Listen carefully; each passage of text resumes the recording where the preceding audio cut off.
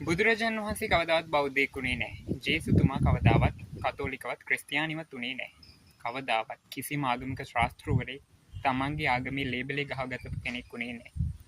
එක දෘෂ්ටියකට කොටු වුණු අන්තගාමියෙක් වුණේ නැහැ. ඒත් අද වෙනකොට ඒ ශාස්තෘන් වහන්සේලාගේ ධර්මය අනුගමනය කරන අය ඒ අදාළ ආගමේ ලේබලේ අලවගෙන අන්තගාමීන් වෙලා තමන්ගේ ආගම විතරක් හොඳයි අනිත් ආගම් පහත්ව සැලකෙන තත්ත්වයට පත් වෙලා.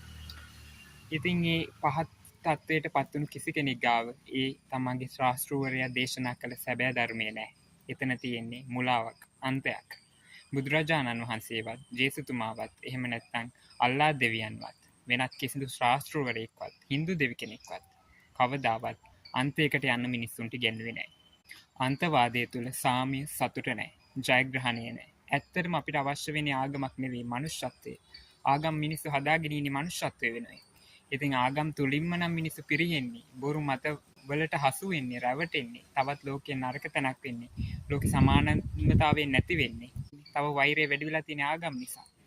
මේවා ඒ ආගම්වල මුල් ශාස්තෘවරු දැනගත්තොත් කවදාවත් ඒ ආගම දේශනා නොකර ඉන්න තිබුණා. මොකද උන්වහන්සේලාට ඕනුනේ නෑ ආගමක්. උන්වහන්සේලාට අවශ්‍යනේ මනුෂ්‍යත්වය.